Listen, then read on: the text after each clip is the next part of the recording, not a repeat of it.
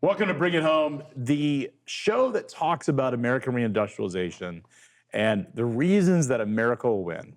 Every single show, we highlight innovations happen around the industrial economy, driving America's next century. And frankly, because America will win the next century of the global economy.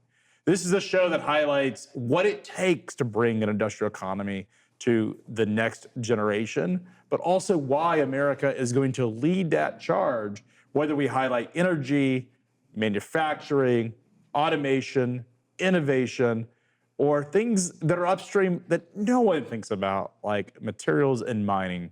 This is the show where you can learn more about American reindustrialization.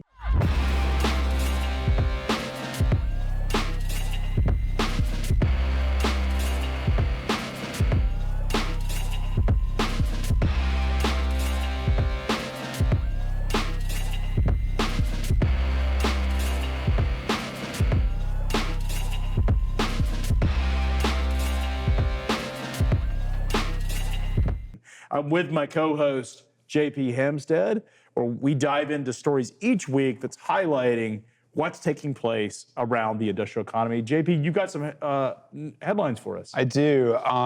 Really interesting ones, a couple of big pharma announcements, actually, and then a trade-related story. The first headline, Eli Lilly investing $3 billion in a Wisconsin manufacturing plant. This is for, they're manufacturing injectable medicines, doing device assembly and packaging. Right now, there's about 100 jobs at this small facility in Kenosha County, Wisconsin. They're expanding it to be about 750 people working there. So is this GLP-1s, by the way? It could be. They didn't specify that, but this is we talked about Eli Lilly before. Is this a different? They made a previous investment in Indiana that we discussed earlier. So this is a Wisconsin, this is a second expansion. Completely different. You know, so many people have talked about and they're expanding this, and they only acquired this facility earlier this year as well. Wow. So it's like gangbusters right now. So many people have talked about the American, or there's the medical revolution, the biotech revolution, and what that's going to do for the quality of life. Michio Kaku last year at F3, 2 years ago in 2023, actually talked about that this next revolution with it, whether it's AI or just the sort Genomics. of evolution of, we're now 20 years into the sequencing of the genome. Mm-hmm. We have the benefit of AI. We're learning so much money has gone into biotechnology research and biomedicine. This makes sense for America because we are the world's biggest spender, for better or worse, on healthcare. But we're also the big innovator. Yeah, the big innovator. And speaking of innovation, Amgen, another large pharmaceutical company, is entering the GLP-1 space. So a few weeks ago, they had, their drug is called Maritide. It's still in trials. They announced really good phase 2 results. So kind of coming up to the end of this testing period. And then a few weeks later, they announced that they're investing $1 billion in this manufacturing plant in North Carolina. It's going to add 370 jobs. It's biomanufacturing, and the speculation is that it's directly related to this GLP-1 drug that they're coming out with. Basically, it's kind of entering the second phase, or it's in the second phase. They got really good results, and so now they're starting to go ahead and build out the factory and get it ready for when it gets approved. We've talked about GLP-1s before, mm-hmm. and we're highlighting it with Eli Lilly, but it's also, there was an interesting chart that is now floating around social media about obesity rates and how, for the first time in history, or American modern history, if you will, we've seen American obesity rates actually decline over the last 2 years. Oh, really? Which is pretty unusual because, it's not something that America's consistently gotten fatter and bigger. Yeah. And, if you watch these old movies, if you go back 40, 50 years ago, and you can think about just these people who were, at the time, looked big, and you're like, that person's normal. Yeah. The guy in Seinfeld's, George Costanza. George Costanza just like a normal looks guy. like a normal weight. And then Who's the guy that plays in Tommy Boy? Oh, Chris Farley. Yeah, Chris Farley was a big dude back then, but you look at him today, he doesn't look. He wouldn't stand out. Yeah, you wouldn't be like, American oh my God, that person is like comically obese. I do think that the GLP-1 drugs have done so much for just empowering people to actually get control of their weight. And this is I've definitely noticed people in my life, parents, schools or soccer teams, stuff like that, where it's like, wow, you look a lot different than you did about 9 months ago. You've lost a lot of weight. I mean, I've lost a lot of weight too. I mean, we both have been have been able to make those changes. I have actually take a small dose of GLP-1. I wasn't. The insurance company wouldn't cover it, but my father, who's a diabetic, I've had an aunt who was a diabetic, my grandfather's diabetic. I just didn't want to repeat. Yeah. And so I've been proactive by taking a very small dose of it. You're like microdosing. I've lost 20 pounds. I wouldn't call it microdose, but it's, my dad's on 2 milligrams. I'm on 0.5. I was originally on 0.25, and that helped a little bit. But what's powerful about the drug is just the fact that what it effectively does is it's basically chemical anorexia, they call it. Our joke is that when you're normally would be hungry, you're not. And that actually reduces your calorie intake. There's no magic. I mean, there is. Yeah, you just like, I've heard you take like one bite or like a bit, a few bites of food, and then you're just like I feel foods full. you don't even want to eat. Like the idea of pizza, which I never was a huge pizza eater anyways. But pizza just becomes like, your body's like, ugh, like that so grease heavy. And stuff you don't have the same kind of calorie cravings that you had before, which does mitigate but I can go a whole day without eating. And again, I'm not taking a huge dose. I'm taking it just to improve my health. Yeah. Yeah. So, I mean, it's, the next miracle drug. It's, ferocious competition to enter this market. It's having an impact on not only like public health, but just literally the size of Americans already. And the calorie consumption. One of the things that's been on social media is people have been attacking, oh, you're using chemicals to get skinnier. And then somebody brought it, goes, chemicals are in all of our food. The chemicals are the reason we're unhealthy. The chemicals that are a part of that process have been, have caused it. Why can't I use a chemical to offset it? It's like saying people like, a Texan with a high beef diet shouldn't like take anything, for their like high blood pressure or something like that, because that's like artificially gaming the system. It's like, no, it's like, this is the advantage of modern technology. Yeah. I enjoy my air condition. It's not the way God intended us to live in Tennessee, but it is a pretty remarkable technology that has enabled us to be comfortable.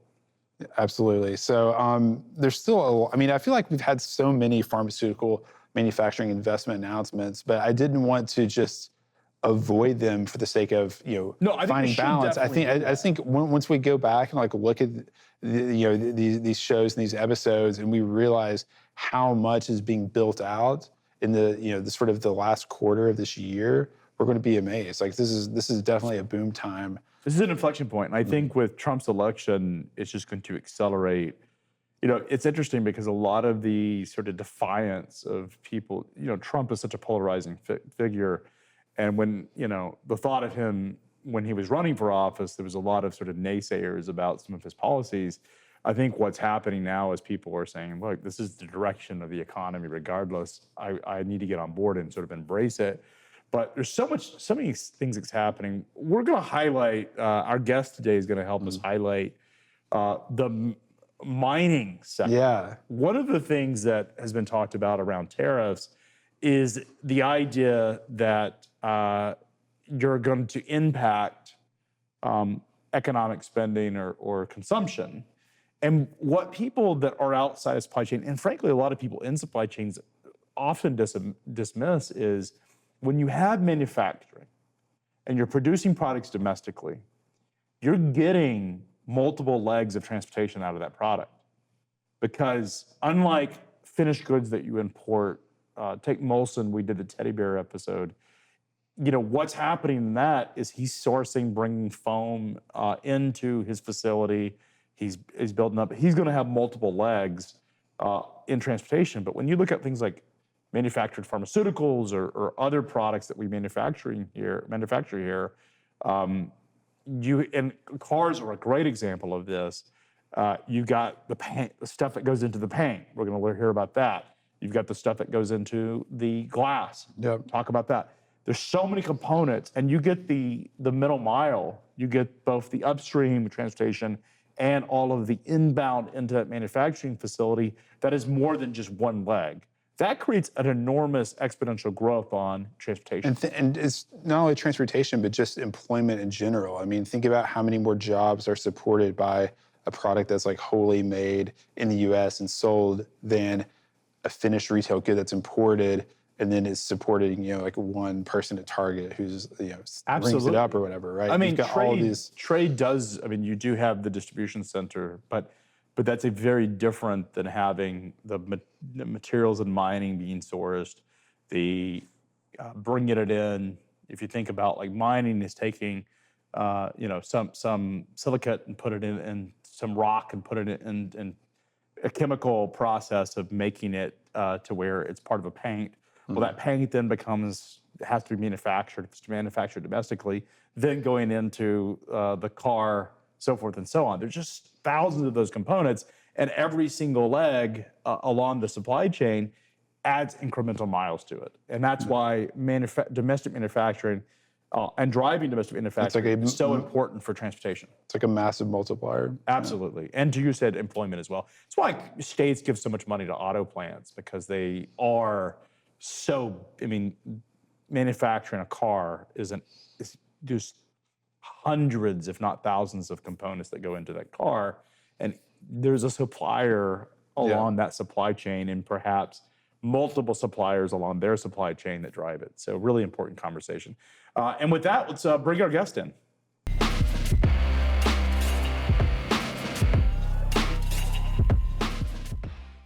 And now I want to welcome in our guest, Geoff Bailey, the logistics project manager for Imerys.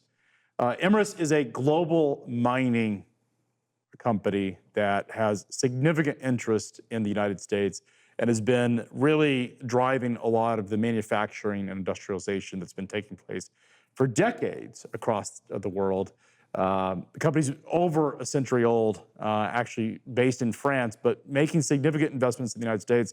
I want to welcome Geoff in. Geoff actually has a lot in common with JP and I, having spent years in the trucking industry at Werner Enterprises, one of the largest truckload carriers, and has moved over to the supply chain side, working with Imerys on their logistics operations as they continue to help drive and participate in the reindustrialization of America. Geoff, how are you?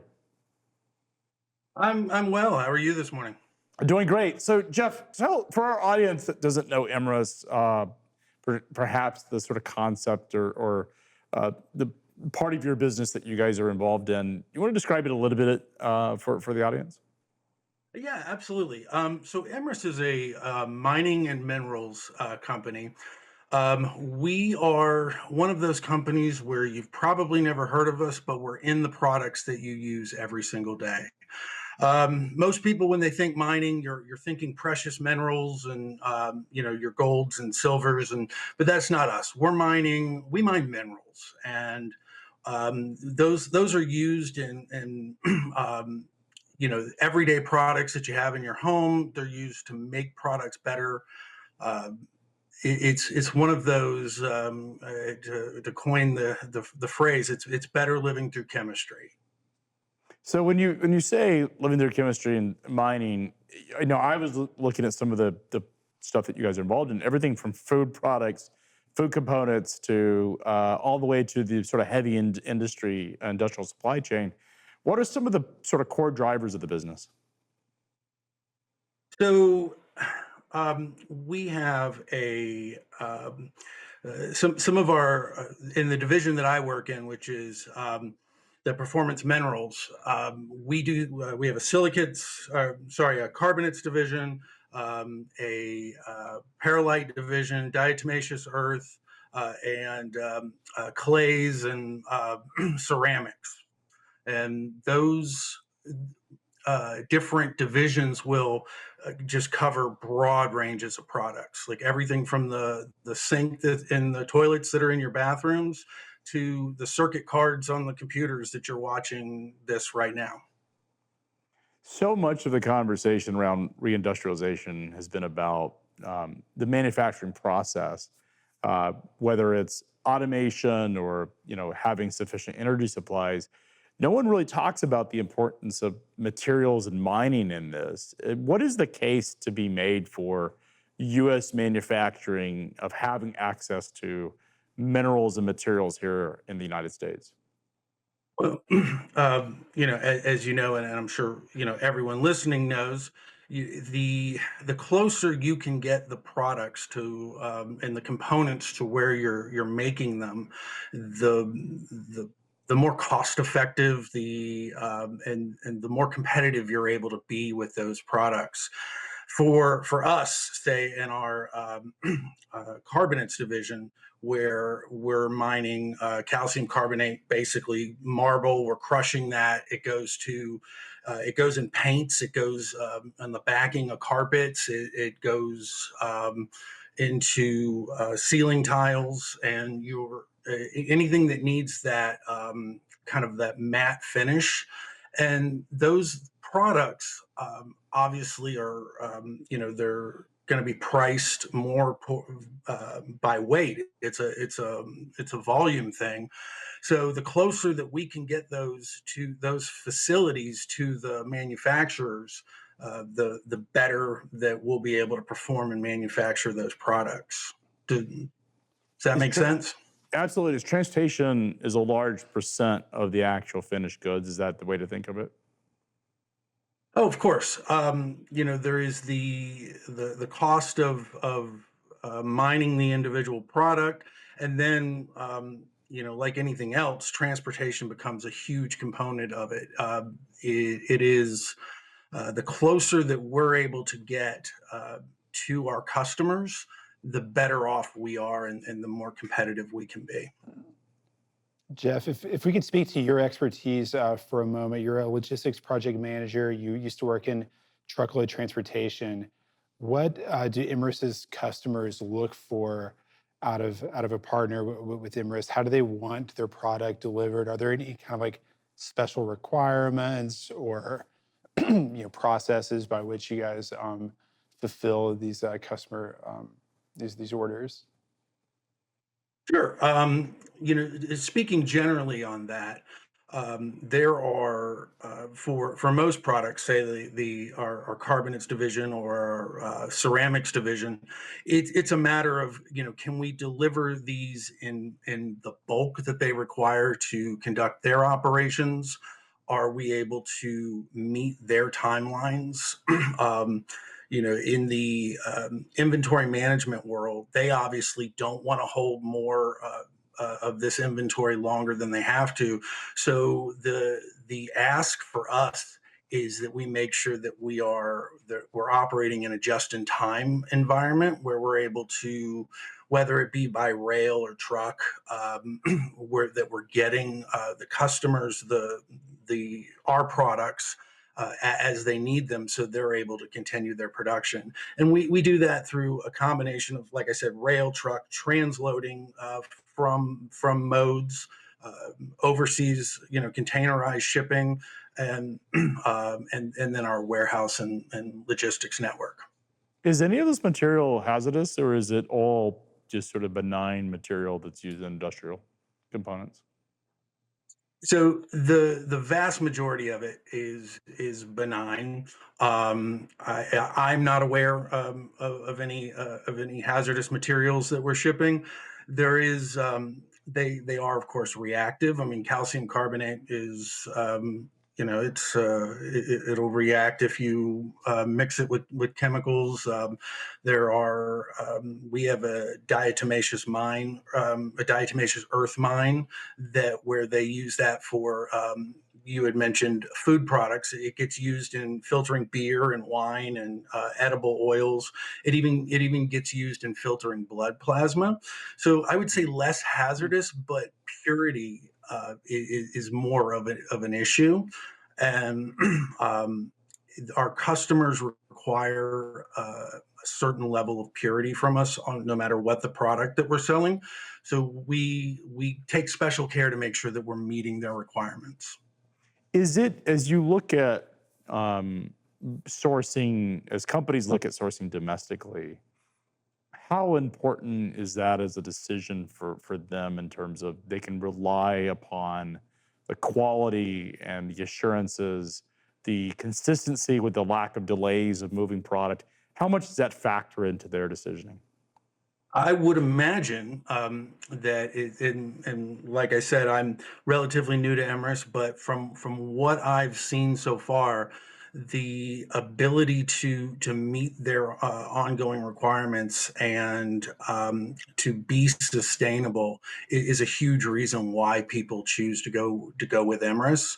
Sustainability is important.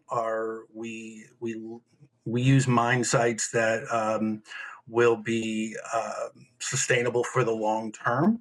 So having the not only the abundance of mineral for them to build their products, but also the transportation networks in place are critical for customer success. And mitigating the carbon footprint, as you talked about, you guys have, as a company, as a French-based company, have been very transparent about your desire to go towards net, at least promote net neutrality or net carbon, zero carbon, carbon emissions, at least to help the companies that you guys supply to achieve those goals. Are we seeing that be a primary part of the decision? It's the convenience and it's the speed, it's the cost is one element, but also carbon emission is also another. Absolutely. From what I've learned so far in my time here at Imerys, the triple bottom line is important. It's not just about delivering a product; it's also doing it in a way that like mitigates our impact on the environment. For instance, the company, they are, as they're a French company, so they are one of the drivers for them is reducing our greenhouse gas emissions. And without getting into too much detail on it, some of the projects that I do are based in that space of how can we meet our service level agreements with our customers, but do so in a way that is less harmful to the overall environment? How much of the business that you guys are doing is actually exported outside the U.S.? I don't have those numbers. There is there's each division has an ocean component where we do have customers outside the U.S. We also bring things in from we have some mines in Mexico. We've got mines in Canada. So the North American footprint, we do bring products in from Europe and from some of our other mines to meet customer requirements, but I don't have any exact specifics of like what percentage would be domestic and what percentage would be exported. I do know that rail makes up the domestic rail makes up a large portion of what we do. Is rail a bigger component than trucking? So by volume, I would say definitely. There are, it's the, economies of scale for minerals that are, the price per ton is far different than what you would get in, say, precious metals. So in order to meet those economies of scale, we do have to heavily employ rail where possible. But as you're probably aware, the rail network isn't what it used to be 50 years ago, where you had rail going into basically every factory. So there are times where we'll have to utilize a combination of rail to transload to trucks and then get those to our customer. It all just really depends on what our customer desires are. Yeah, I imagine having logistics infrastructure has enabled you guys to benefit from a lot of the drive for industrialization. One of the factors that I think is often underappreciated is how sophisticated our logistics network here is in the U.S., whether it's the rail network. Do you guys do any river transport? Is that part of the supply chain today? So for us in North America, none that I'm aware of. I do know, and there's actually an article that Imerys put out about river transport for our facilities in Europe, where they went to renewable fuels for that. So it was an example of them being able to move in bulk and do it in a green manner. Here in the U.S., I'm unaware of it. I'm could happen, but I haven't heard about it yet. Geoff, I'm interested, minerals, as you said earlier, is kind of like one of the bases of industrial activity. It provides, this resource extraction provides a lot of the raw materials for all the, products in our lives. I'm wondering, from your seat, are you guys seeing, strong growth? I'm wondering sort of what end user segments have been, robust for you guys this year.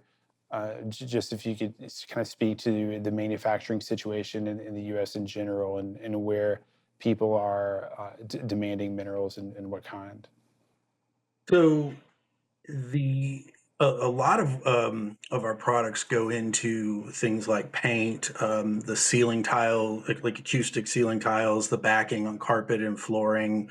Building materials. So yeah, like the paint on the walls behind me probably has our minerals or competitors in them to give them that matte finish. We also have minerals that are used to, say, lighten plastics. Our Paralite division, one of the things that Paralite will do is they'll add it to plastic car components in order to lighten the overall weight of the vehicle.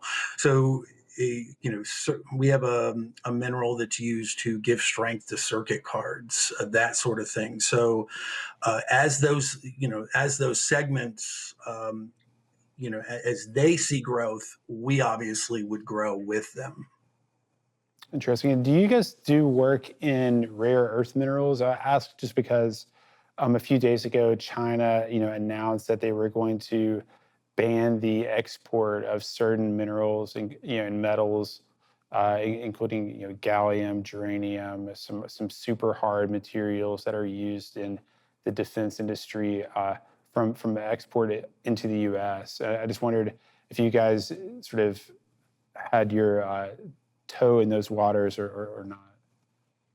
Not that I'm aware of. The division that I support doesn't mine any of those. So we that doesn't mean that Imerys doesn't do it on a global level. I'm just unaware of it. So Geoff, when you think about a mine, you typically you guys go in and own the land. You're pulling the materials out. Does it matter in terms of customers' consideration? Like, is geography? Do you have competitive mines where you're offering the same product in multiple locations, or is the quality of the product out of one mine different than the other? So I think the answer to both of those is yes. There are, as you're probably aware, mineral deposits can be unique to the geography in which they're located. For instance, our diatomaceous mine facility that we have is one of the few saltwater facilities in the world. So instead of, because most of it comes from most diatomaceous earth comes from freshwater lakes. The quality difference used in food production and pharmaceuticals from saltwater to freshwater, and I'm not even going to pretend to understand the chemistry behind it, but apparently it is a vastly superior product. So in that case, that product has to be mined in this location and then shipped to the customer locations. But then in things that are like ceramics, most of that it comes from areas where the clay is coming out of the ground. and customers will typically build their production facilities in or around those areas where they're getting the bulk of their minerals. So the actual location, the production, the facilities, the manufacturing facilities tend to cluster around the mines. Is that the way to think of it? So with the rail network being and the road network being what it is, I wouldn't use the word cluster. There are, and I'm unaware of like where all of our customers are, where their facilities are. But I do know that it makes geographic sense to put them relatively close, so you're not incurring a massive transportation fee. Are you seeing momentum? Are we seeing any customer momentum? Excited about next year? Is that changing? Is there some momentum happening in the business right now? Honestly can't answer that because I'm relatively new to the company, so as I'm getting to know people, I'm starting to have those conversations, but I can't point at any specific thing right now where I've had a conversation where people are, um, for or against, how their feelings are on it. Sure, Geoff. Since you talked about kind of your transition from transportation to logistics in the mining industry, I kind of wanted to ask you, what surprised you most about mining once you started working in the industry? What do you think people not involved in mining would kind of be most surprised to learn or to hear about your view from the inside of a miner?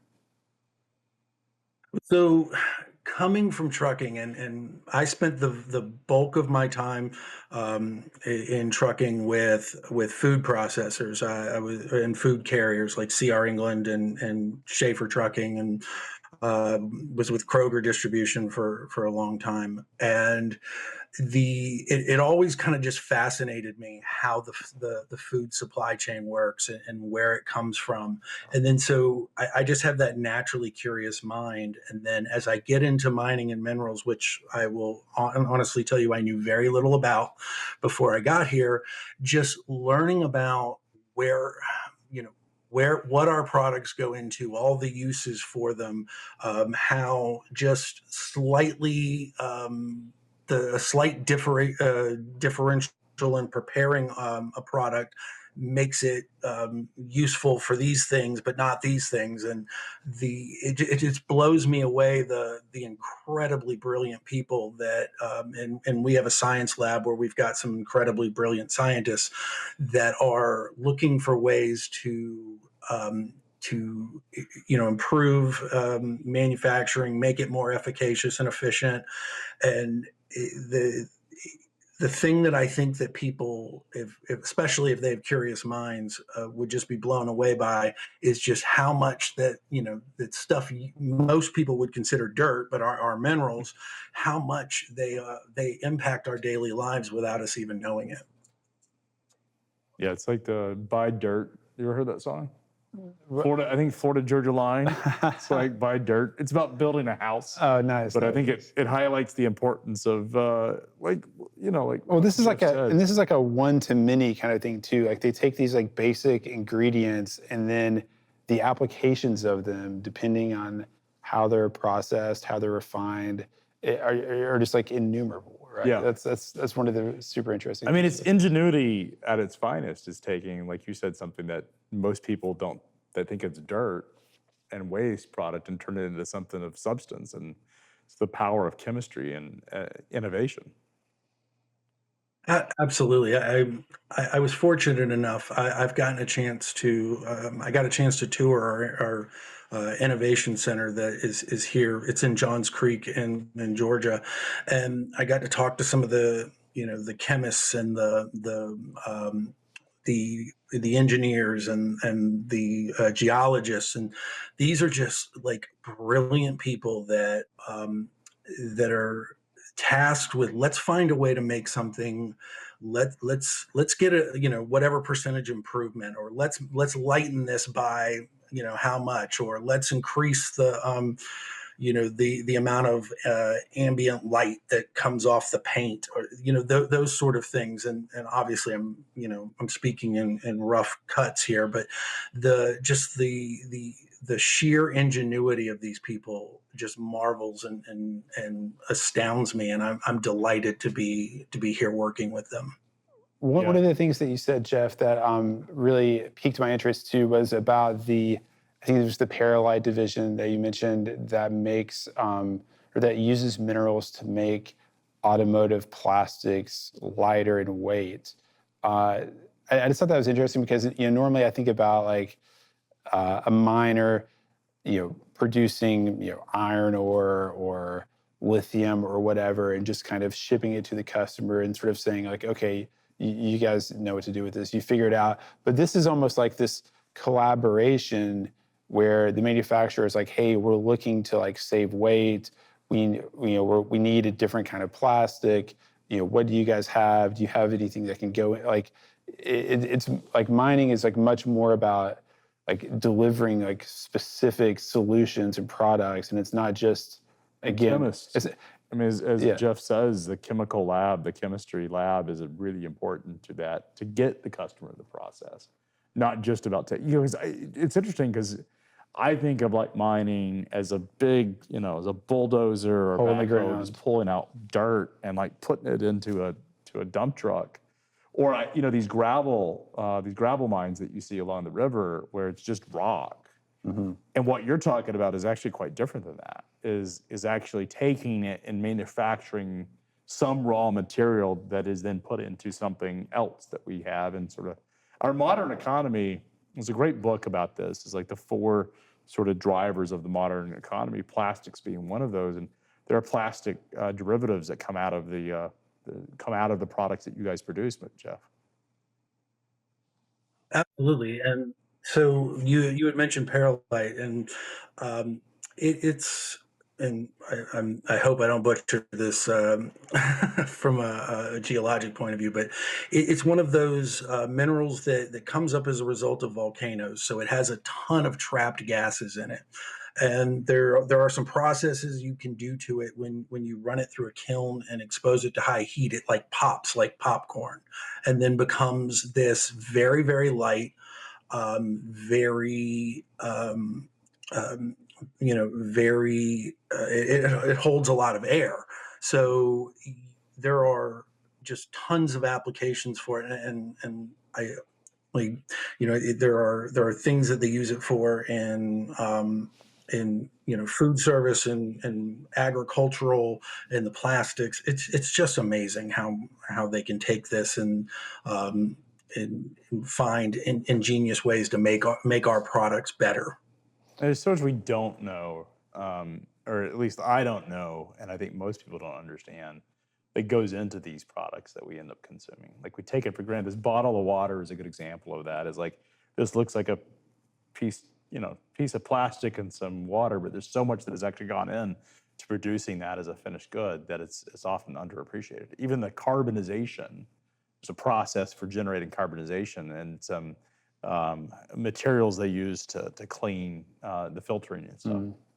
I was going to say, Craig, when I used to lead salespeople in the brokerage space, my mandate to them, obviously I'm trying to hire smart, talented, curious people. My mandate to them, and take your bottle of water there, I would hold up a product and I would say to these people, if you're looking to find customers in this industry, if you're looking to differentiate yourself, learn about how this product is made, not just the product itself, which gets shipped, but look at the ink that goes in it, the raw materials. Think about how many times that each individual component gets put on a truck or a train or whatever, and then reach out to those people. And so it's funny for me, a full turnaround, that having pushed that when I was a sales leader, pushed that into where I am now, about just getting to use that curiosity and just be amazed at everything that we do. Jeff, you highlight something that I've talked about often is, there's a big conversation going around transportation and supply chain circles about tariffs. Obviously, it's a polarizing concept because it is viewed by domestic folks that are sort of pro-domestic manufacturing in one way. It obviously there's a political angle to it, and it's viewed negatively by folks that are thinking about sort of finished goods consumption and the fact that this cost could be passed on to consumers. But the thing that I think, as I've sort of resigned myself, or at least resolved myself to sort of understand, is one of the values of domestic manufacturing is the growth of all of the input forms of transportation, the inbound traffic that I think is often underappreciated, because when we import products in from China, we're only getting basically the legs from the containers inland to the finished goods. Now, there may be a distribution center or two along that route, but effectively, if it's finished, you don't have any of the input components. One of the things that I think you've highlighted today that I think has to be stated is that so much of this product in a manufacturing process, raw material is being moved. The minerals that you guys are mining are being moved into some plant to help purify it. And it very well could be purified for multiple types of customers.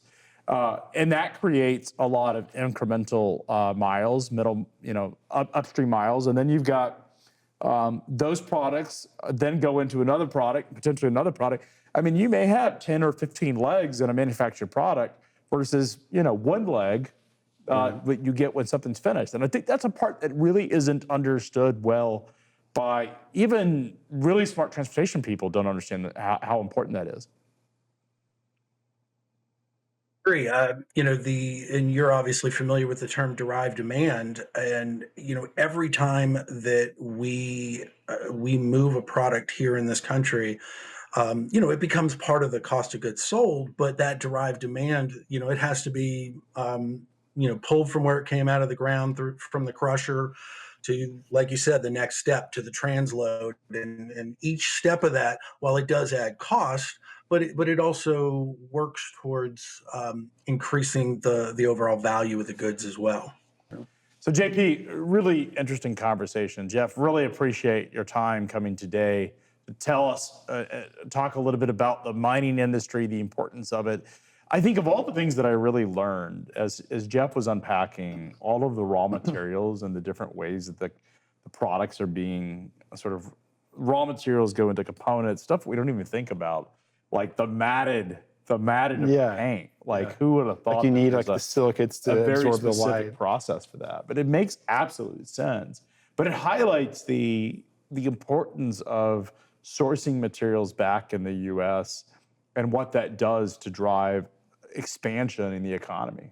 Yeah, I definitely think that one of the big takeaways from me is how much value added stuff there is in a modern mining company. It's not just dumping a train car of ore on your customer's front door.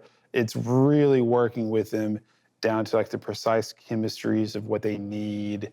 Like he said, it's just in time, which is quite interesting. So it just seems like these companies are a lot more sophisticated than the conventional wisdom I might have. Yeah, I think when I look at, I have a boat, driving the boat on the river, and I look at the granite mines, the gravel mines, if you will.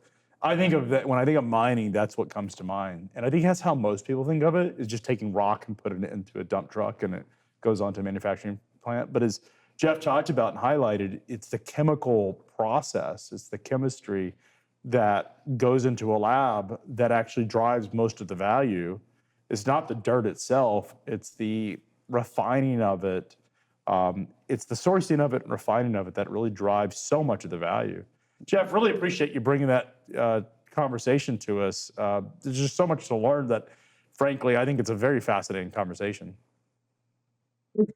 I enjoyed doing it. I'm really glad I ran into you at FreightWaves, and like I said, I've just been delighted at the amount of stuff I'm learning over here. And if we talk again in a year, it'll be hopefully I'll have a lot more to report to you. Well, definitely want to have you back in a year. We want to get the report on what you're seeing as companies think about and explore reindustrialization in the U.S. as they make those investments. I imagine and know that Imerys will be a core part of those conversations because you're so critical to so many parts of the supply chain. Geoff, really appreciate your time today. Hey, happy to be here. Thanks for inviting me. Thanks, Geoff. Really, really fascinating conversation. I think we could have gone much deeper into a lot of the sort of components of how this is all built. Especially when you started getting into like the specific examples of all the different minerals and the innovation labs. That was so cool. Yeah, I would love to at some point, if we're invited, to actually be able to see that and film that and just what the process is for taking dirt and turn. I mean, think about it's such a cool perspective too, because it's like you talk to a transportation guy and they're like, you know, they see something sitting in someone's office, like a pen or a piece of paper. And he's like, oh yeah, you know, that's my customer. You know, we bring that in our trucks. But this guy's like, you know, he looks at a piece of plastic and he's like, oh, that's our sand. You know, sand, that's our paint. The little like fine paint. Yeah. I remember my every first truckload customer that I sourced myself was Bluebell ice cream. And I was hauling popsicle sticks was the they didn't give you the temperature controlled. Yeah. Well, we didn't have refrigerators. It was popsicle sticks. And I remember being so proud of walking through, going to Walmart and seeing the Bluebell ice cream popsicle, be like, I may have hauled that load. And it's, you know, popsicle sticks are a great sort of think about that. Think of how many popsicle sticks can sit on a truckload. Like that was a lot of popsicle sticks, but you don't think about that. But the ice cream that goes into it, it's all the materials and whether it's the milk and the sugar and the cream. I mean, all that stuff is built into these things. The eggs, all of it goes into what we finish as finished products. And you may have 100 different products that by the time you get something consumed, there may be 100 different components and 100 different manufacturers, individual manufacturers that have been a part of it. Really a fascinating conversation, and look forward to following Geoff's journey inside of Imerys as the U.S. reindustrializes and he continues to learn more. Yeah, for sure. Really appreciate Geoff you coming in and joining us today. Fascinating conversation, JP. Just so much to learn about the supply chain, particularly these upstream components that come into it. I think there's just so much to learn. It really, it's very cool. And again, like we were saying earlier, just the way that the miners are thinking downstream, even as they're, you know, extracting the minerals and refining them, and they're thinking about the end customers and exactly what they need is really cool to hear. Yeah, and the whole chemical process, I think, is underappreciated. Just how much research goes into that. I was watching a documentary about the blue LED and how this was sort of nobody could figure out for decades how to create the blue LED because it was the hardest. And they basically, these chemical semiconductor wafers, that's how they basically created it, is these wafers. And they take minerals and sort of blow it into a wafer, and that's how they create it. Just stuff that our economy, the modern economy is so fascinating. It really is. And you're like, it's so weird how all this stuff, you're like, how does it all happen? So much magic in it. And that's what makes our economy so fascinating. It's so different than what you would expect as you learn these things. If you're interested in the American Reindustrialization Show, please subscribe. We've got a lot of conversations happening, whether it's energy, minerals and mining, aerospace, robotics automation, bringing products and building manufacturing plants in the toy industry. We have a lot of conversations that we've been having across the reindustrialization story and why America will continue to be the home of the world's greatest and robust economy, and why manufacturing will come back in force. That is Bring It Home with JP and Craig. Please subscribe and like on a podcast player that you prefer.